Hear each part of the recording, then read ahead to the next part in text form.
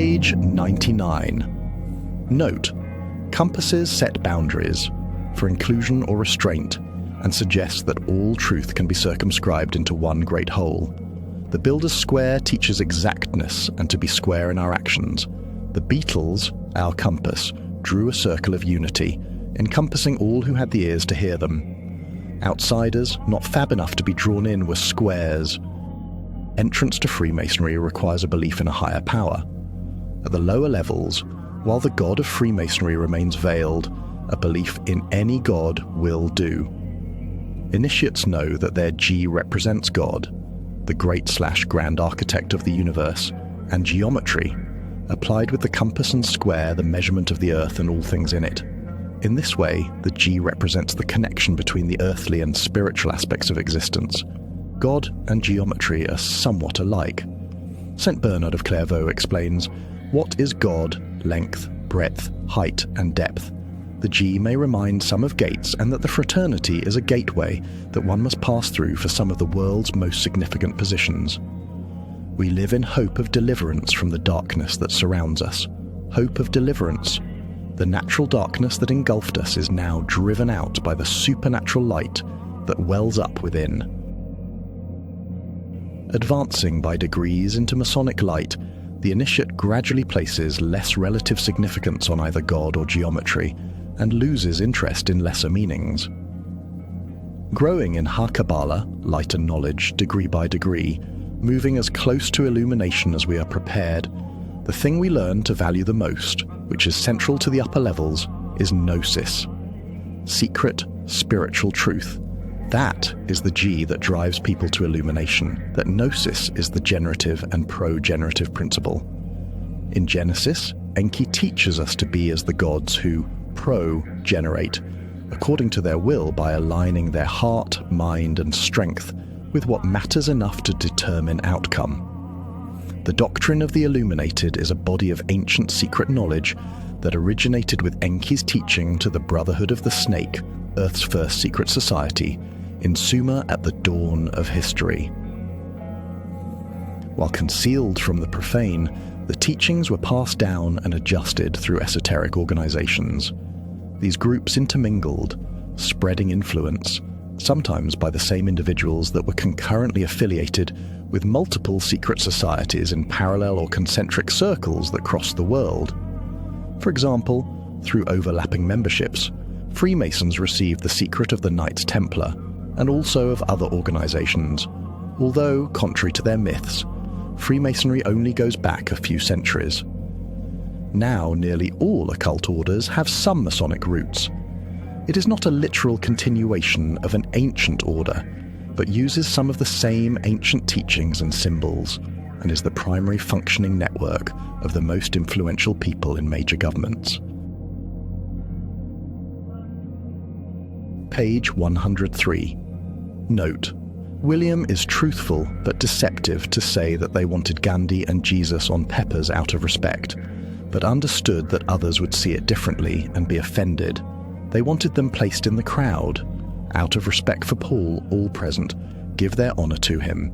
However, with this album overtly launching the drug revolution allegiance issues, were to remain covert. With Jesus on the Beatles' pro-drug album, fans might see things differently than intended and find the drug evolution compatible with Christianity. The intention was to make them entirely incompatible, pushing fans to choose between drugs or Christianity. Choosing drugs would then naturally distance them from Christianity and perhaps from all religions. Page 105. Note: safeguarding the name of Paul McCartney, Michael McCartney's support in the entertainment industry was conditioned on him not using the McCartney name. Emphasizing his compliance, Mike passively-aggressively used the stage name, in quotations, Mike Blank. Soon he changed it to Mike McGear. Gear in quotations at that time was the Liverpuddle in equivalent of fab or cool. His stage name was as conspicuously made up as if he had called himself Mike McCool. He did not want it mistaken for his true identity. Using the McGear name, doors opened to him. The Scaffold, Mike McGear, Roger McGuff, and John Gorman's comedy, poetry and music trio was signed to Parlophone. Their success included the #1 hit in Lily the Pink, which sold over 1 million copies.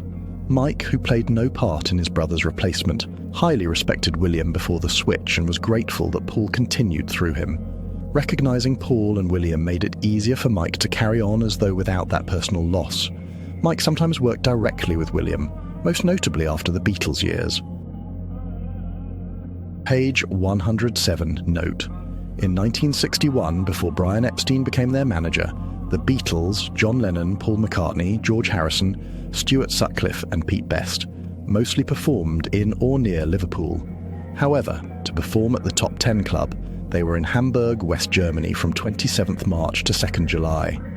While in Hamburg on 22nd June, the Beatles backed Tony Sheridan to record their first single, My Bonnie. The B-side was the song The Saints, When the Saints Go Marching In. That single, as released in the West Germany in October, was credited to Tony Sheridan and the Beat Brothers. While the lads were back in Liverpool, the singles sold well there, supported by their local performances. When word got to Brian that a local band had a single, he spent a lunch break at the Cavern Club to see them perform and then propose managing them. In December, he met with them a few times at his family's business, North End Music Stores, NEMS, from which Jim McCartney had years before purchased the piano. That same month, Brian persuaded Mike Smith of Decca Records to travel some 222 miles to see the Beatles perform at the Cavern Club in Liverpool. Upon seeing them, he agreed, some say he was bribed, to give them just a test run in Decca's recording studios. On New Year's Eve, Neil Aspinall drove the Beatles, at the time John, Paul, George and Pete, to London. The next day, Brian helped them select their best songs that they had performed in clubs. They recorded all 12 of those cover songs, and also recorded these 3 original songs by John or Paul. Hello Little Girl, Love of the Loved, Like Dreamers Do. Of the 3, none were worth including in an album. John and Paul sang well together, but never were much of a writing team. Upon evaluating the Beatles' recordings, Decca turned them down. The cover songs were uneventful. Their originals were not catchy. The band demonstrated unsophisticated guitar playing and drums. The poor quality was unmarketable. The world later ignorantly laughed at Decca for rejecting them, not understanding that Decca was right. The Beatles were too noisy for hits until under George Martin. They had quality songs, precise session musicians, and unprecedented media support. It was hardly the same band. To experience the contrast, play Anthology 1, which includes their 5 best Decca recordings. Failing to get a recording contract with Decca, or a positive response from others that Brian contacted, he secured a British release of their My Bonnie single on January 5th, 1962. He credited it to Tony Sheridan and the Beatles. As Brian continued to share the reel-to-reel deck of recordings, the HMV record store manager suggested transferring them to disc to make them easier to play. Brian then took the tapes upstairs to his studio in Pressing Plant, where he met engineer Jim Foy, who in turn contacted Sid Coleman of Ardmore and Beechwood, a subsidiary of EMI. Sid arranged for Brian to meet George Martin. By that meeting, and by EMI receiving reports from others describing what Brian was doing, it became time for EMI to act before he interfered with EMI's plans. Although the project was not yet to that point, EMI assigned the Beatles to George Martin. George eventually agreed to use their voices. And now back to your regularly scheduled program.